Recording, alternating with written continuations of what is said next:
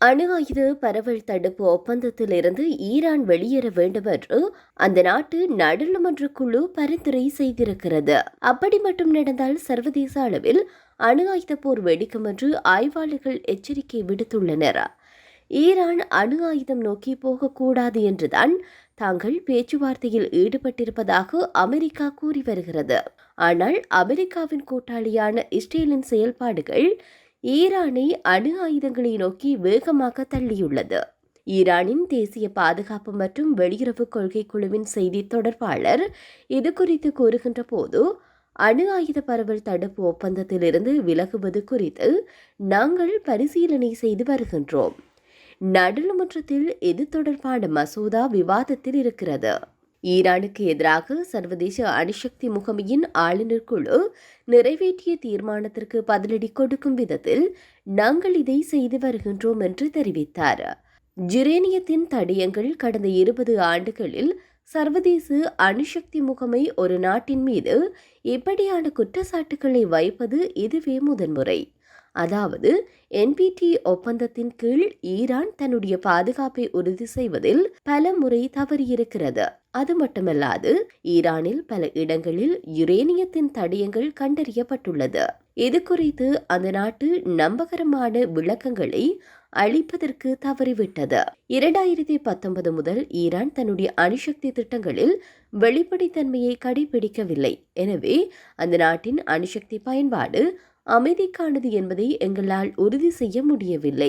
அணுசக்தி விடயங்களில் உடனடியாக முழு அளவில் எங்களுடன் ஒத்துழைக்க வேண்டும். இதேவேளை அப்படி செய்ய தவறினால் இந்த விடயத்தை ஐநா பாதுகாப்பு கவுன்சிலுக்கு பரிந்துரைக்க நேரிடும் என்று தீர்மானத்தில் குறிப்பிடப்பட்டிருந்தது. ஒரு நாட்டின் மீது IAEA இப்படியான கரார் குற்றச்சாட்டுக்களை முன்வைத்திருப்பது கடந்த 20 ஆண்டுகளில் இதுதான் முதன்முறை. இது ஈரானுக்கு கௌரவ பிரச்சனையாக மாறியிருக்கிறது. எனவேதான் ஈரான் அணு ஆயுத பரவல் தடுப்பு ஒப்பந்தத்திலிருந்து விலகும் முடிவை எடுத்திருக்கிறது. இது மட்டும் நடந்தால் ஈரான் அணு ஆயுதத்தை உருவாக்குவதை யாராலும் தடுக்க முடியாது. ஈரான் அணு ஆயுதம் உருவாக்கினால் மத்திய கிழக்கில் உள்ள சவுதி அரேபியா, துருக்கி, எகிப்து போன்ற மற்ற நாடுகளும் தங்கள் பாதுகாப்பிற்காக அணு ஆயுதம் தயாரிக்க தொடங்கும். மேலும் வடகொரியா ஏற்கனவே NPTயிலிருந்து விலகியுள்ளமை குறிப்பிடத்தக்கது. எனவேதான் அந்த நாடு தற்போது கடுமையான பொருளாதார தடைகளை எதிர்கொண்டிருக்கிறது. இதே நேரத்தில் இஸ்ரேல் ஈரான் இடையே தற்போது மோதல் வெடித்துள்ளது. இந்த மோதல் நாளுக்கு நாள் அதிகரித்து வரும் சூழலில் இதனால் உலக பொருளாதாரமே பாதிக்கப்படும் சூழலே நிலவுகின்றது. இஸ்ரேல் ஈரான் நாடுகளுக்கு இடையே நிலவி வந்த பதற்றம் இப்போது மிகப்பெரிய மோதலாக வெடித்துள்ளது. மத்திய கிழக்கு பகுதிகளில் கடந்த சில ஆண்டுகளில் இல்லாத அளவிற்கு மிகவும் ஆபத்தான மோதலாக மாறியது. முதலில் கடந்த ஜூன் மாதம் 13ஆம் தேதி ஈரான் மீது இஸ்ரேல் மிகப்பெரிய வான்வழி தாக்குதலை தொடங்கியது. இதில் ஈரானின் அணு உலைகள் முதல் இராணுவ தளங்கள் வரை 100க்கும் மேற்பட்ட இலக்குகள் குறிவைக்கப்பட்டன. இதற்கு பதிலடியாக தெஹ்ரான் இஸ்ரேல் நகரங்கள் மீது ஏவுகணைகள் மற்றும் ட்ரோன்களை ஏவியது. இதில் முக்கியமான உட்கட்டமைப்புகள் சேதமடைந்தன. ஈரானில் 70க்கும் மேற்பட்டோர் கொல்லப்பட்ட நிலையில் இஸ்ரேலில் குறைந்தது 7 பேர் கொல்லப்பட்டுள்ளதாக கூறப்படுகிறது. மேலும் நூற்றுக்கணக்கானோர் காயமடைந்தனர். இரு நாடுகளும் மாறி மாறி தாக்குதல் நடத்தி வருவதனால் அங்கு மிகப்பெரிய பிராந்திய போர் ஏற்படும் அபாயம் குறித்து உலக நாடுகள் எச்சரிக்கை விடுத்துள்ளன. மத்திய கிழக்கு பகுதியில் இதே நிலைமை தொடர்ந்தால் குறிப்பிட்டு கூறக்கூடிய 5 விடயங்கள் நடக்க வாய்ப்புள்ளதாக வல்லுநர்கள் குறிப்பிடுகின்றனர்.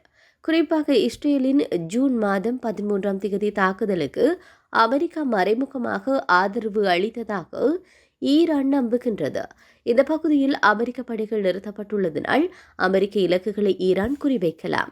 புதிய போர்கள் வேண்டாம் என்று டொனால்ட் ட்ரம்ப் உறுதி அளித்திருந்தாலும் ஒரே ஒரு அமெரிக்க வீரர் இறந்தால் கூட அமெரிக்கா இதில் நேரடியாக களமிறங்கும் என்பதில் சந்தேகம் எதுவும் இல்லை. இஸ்ரேல் நடத்திய தாக்குதலில் மிக பெரியது என்பதில் சந்தேகமில்லை. இருப்பினும் அதனால் ஏற்பட்ட தாக்கம் குறித்து சந்தேகங்கள் உள்ளன.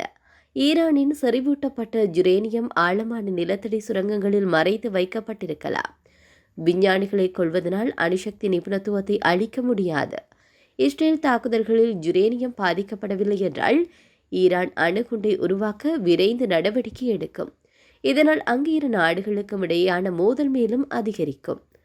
ஈரானால் இஸ்ரேலை கடுமையாக தாக்க முடியாவிட்டால் சவுதி அரேபியா, ஐக்கிய அரபு எமிரேட்ஸ் அல்லது பஹ்ரைன் போன்ற வளைகுடா நாடுகளில் உள்ள எண்ணெய் வயல்கள் அல்லது அமெரிக்க விமான தளங்கள் போன்ற இலக்குகளை ஈரான் தாக்கக்கூடும்.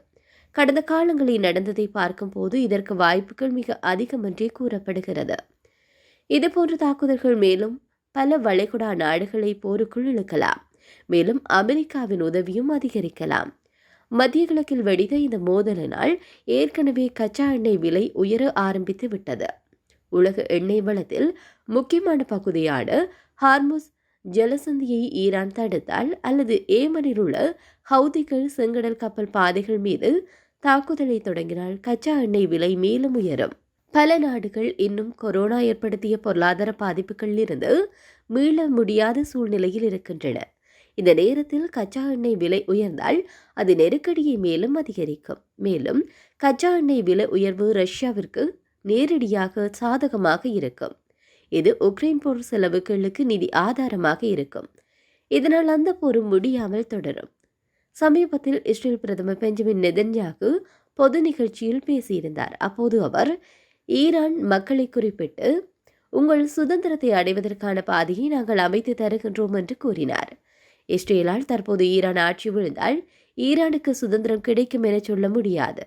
சதாம் ஹுசேனுக்கு பிறகு ஈராக்கில் ஏற்பட்டதை போல மிகப்பெரிய உள்நாட்டு போர் ஏற்படலாம். இந்த 5இல் எது நடந்தாலும் அது சர்வதேச பொருளாதாரத்தை மிக கடுமையாக பாதிக்கும் என்பதில் சந்தேகமே இல்லை. இஸ்ரேல் ஈரான் இடையான மோதல் மேலும் அதிகரிக்காமல் சீக்கிரம் முடிவுக்கு கொண்டு வருவதே உலகிற்கு நல்லது என்கின்றனர்கள் வல்லுநர்கள். இதேவேளையில் ஈரானில் உள்ள உலகின் மிகப்பெரிய எரிவாயு வயல் மீது இஸ்ரேல் தாக்குதலை நடத்தியிருந்தது. இஸ்ரேல் ஈரானின் சவுத்வார்ஸ் எரிவாயு வயலில் நேரடி தாக்குதல் நடத்தியது. இந்த தாக்குதல் உலக எரிசக்தி சந்தையை உலுக்கிவிடும் ஒரு பரிதாபமான கட்டத்திற்கு இழுத்து சென்றுள்ளது. இது உலகின் மிகப்பெரிய இயற்கை எரிவாயு வயலாகும். இந்த தாக்குதல் மூலம் தினசரி 1.2 கோடி கனமீட்டர் எரிவாயு உற்பத்தி தற்காலிகமாக நிறுத்தி வைக்கப்பட்டுள்ளது.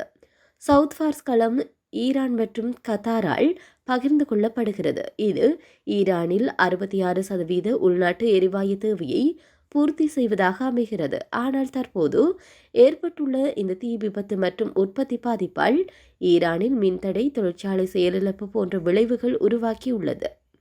இந்த தாக்குதல் ஈரானின் இராணுவம் மற்றும் அணு உட்கட்டமைப்புகளை விட ஆக்கிரமிப்பாக கருதப்படும் பொருளாதார உட்கட்டமைப்பை குறிவைத்து இஸ்ரேல் எடுத்துள்ள முதலாவது நடவடிக்கை.